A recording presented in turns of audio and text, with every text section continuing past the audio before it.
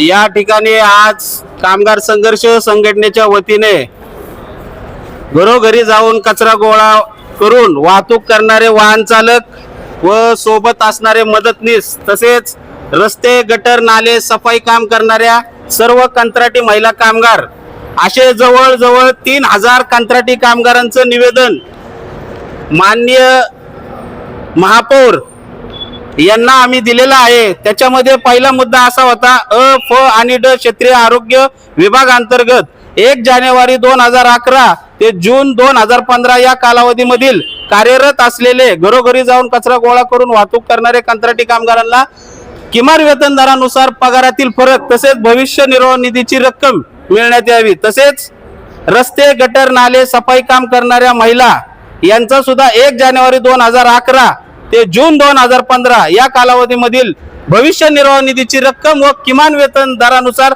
जो फरक निघत आहे तो मिळण्यात यावा। तसेच सर्व क्षेत्रीय आरोग्य विभाग अंतर्गत कार्यरत असलेले कंत्राटी कामगार घरोघरी जाऊन कचरा गोळा करून वाहतूक करणारे वाहन चालक सोबत असणारे मदतनीस कचरा वेचक रस्ते गटर नाले सफाई काम करणाऱ्या महिलांचा 5 लाखाचा आरोग्य विमा आणि 25 लाखाचा अपघाती विमा हा महानगरपालिकेचा काही हिस्सा कंत्राटी कामगारांचा काही हिस्सा व ठेकेदारांचा काही हिस्सा असा एकत्रित वर्गणीमधून ते काढून मिळण्यात यावा।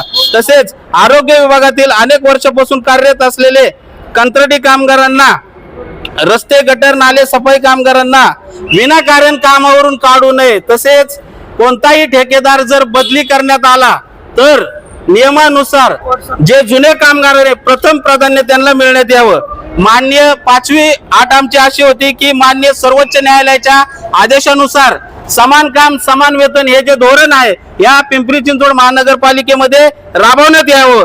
7वा मुद्दा आमचा असा होता की आरोग्य विभागातील सर्व कंत्राटी कामगारांचे मासिक वेतन प्रति 7 तारखेच्या आत मिळण्यात यावं।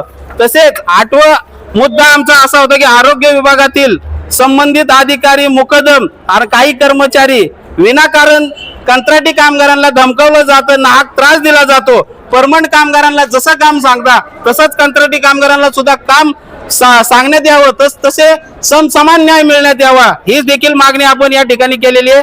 आरोग्य विभागातील परमनंट कायमस्वरूपी सर्व कामगारांना 7 ते 2 ड्युटी आहे परंतु कंत्राटी कामगारांकडनं 7 ते 3 1 तास जास्त काम केलं जातं परंतु त्याचा मोबदला आम्हाला मिळला जात नाही। त्याचा मोबदला एकतर द्यावा किंवा 7 ते 2 वाजेपर्यंत आम्हाला काम लावण्यात यावं अशी देखील मागणी या ठिकाणी केलेली आहे।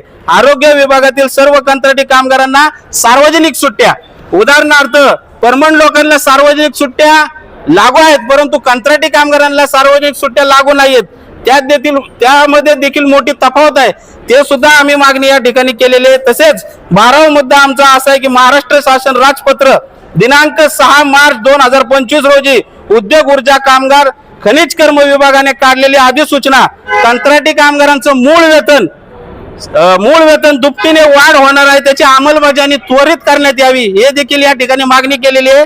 आणि आम्ही महापौरांना या 12 मुद्द्यांचं निवेदन दिलेलं आहे आणि त्यांनी आश्वासन दिलेलं आहे की लवकरात लवकर या मागण्या पूर्ण करू। तसेच या ठिकाणी नाईट ड्युटी तर आता सध्याला त्यांनी बंदच करून हे जाहीरच केलेलं आहे त्यामुळे मी सर्वप्रथम महापौरांचं आभार मानतो आणि या ठिकाणी थांबतो। जय भीम जय संविधान।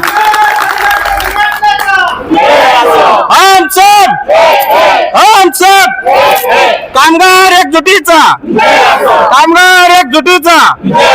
या ठिकाणी संपूर्ण मागण्या येत्या काळामध्ये किंवा 7 दिवसामध्ये पूर्ण नाही झाल्या या महानगरपालिकेवर संपूर्ण कंत्राटी कामगारांना घेऊन कचरा ओतून तीव्र स्वरूपाचे आंदोलन या ठिकाणी करण्यात येईल असा इशारा देखील महानगरपालिकेला आम्ही देण्यात आलेला आहे। या ठिकाणी एवढं बोलून थांबतो। जय भीम जय संविधान।